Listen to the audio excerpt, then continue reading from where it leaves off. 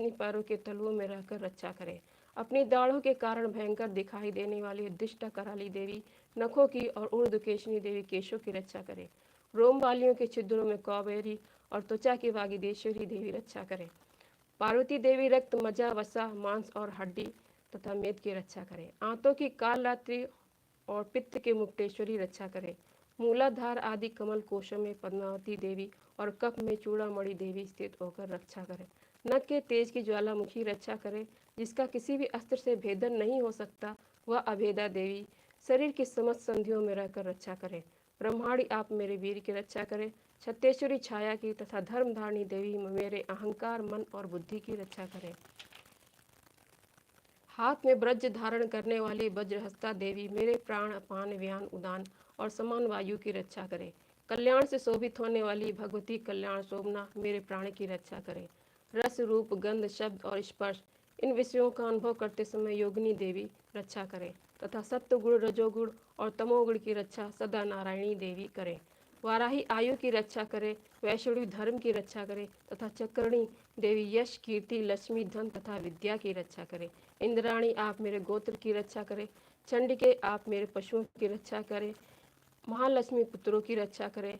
भैरवी पति की रक्षा करे। मेरे पति की सुपथा तथा मार्ग की क्षेम करी रक्षा करे। राजा के दरबार में महालक्ष्मी रक्षा करे तथा सब ओर व्याप्त रहने वाली विजया देवी संपूर्ण भयों से मेरी रक्षा करे।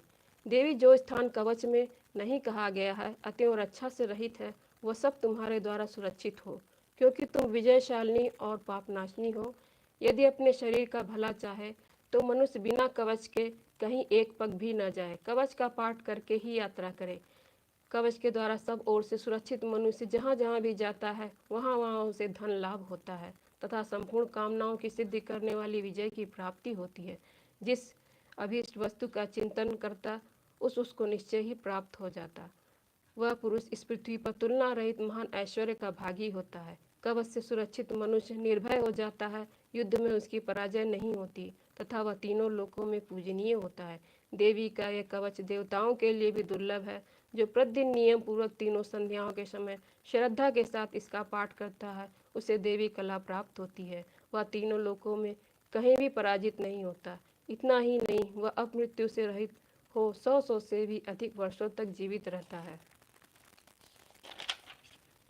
मकड़ी, चेचक और कोढ़ आदि उसकी संपूर्ण व्याधियां नष्ट हो जाती हैं। कनेर, भांग, अफीम, धतूरे आदि का स्थावर विष, सांप और बिच्छू आदि काटने से चढ़ा हुआ जंगम विष तथा आईफेन और तेल के संयोग आदि से बनने वाला कृत्रिम विष, ये सभी प्रकार के विष दूर हो जाते हैं, उनका कोई असर नहीं होता। इस पृथ्वी पर मारण, मोहन आदि जितने अविचारिक प्रयोग होते हैं तथा इस प्रकार के जितने मंत्र यंत्र होते हैं, वे सब इस कवच को हृदय में धारण कर लेने पर उस मनुष्य को देखते ही नष्ट हो जाते हैं।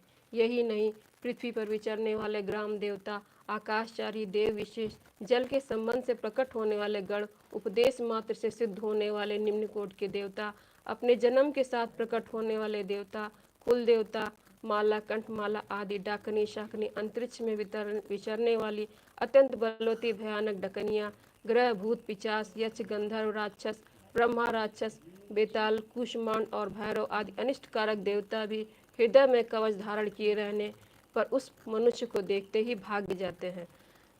कवचधारी पुरुष को राजा से सम्मान वृद्धि प्राप्त होती है। यह कवच मनुष्य के तेज की वृद्धि करने वाला और उत्तम है। कवच का पाठ करने वाला पुरुष अपनी कीर्ति से विभूषित भूतल पर अपने श्वेत के साथ साथ वृद्धि को प्राप्त होता है। जो पहले कवच का पाठ करके उसके बाद सप्तशती चंडी का पाठ करता है, उसकी जब तक वन, पर्वत और कानों सहित यह पृथ्वी टिकी रहती है तब तक यहाँ पुत्र, पौत्र आदि संतान परंपरा बनी रहती है। फिर देह का अंत होने पर वह पुरुष भगवती महामाया के प्रसाद से उस नित्य परम पद को प्राप्त होता है जो देवताओं के लिए भी दुर्लभ है। वह सुंदर दिव्य रूप धारण करता और कल्याणमय शिव के साथ आनंद का भागी होता है। इति देव्या कवचम संपूर्णम। अर्थागला स्तोत्रम। ओम चंडिका देवी को नमस्कार है। मार्कंडेय जी कहते हैं, जयंती, मंगला, काली, भद्रकाली, कपालिनी, दुर्गा, क्षमा, शिवा, धात्री, स्वाहा और स्वधा इन नामों से प्रसिद्ध जगदम्बिके, तुम्हें मेरा नमस्कार हो।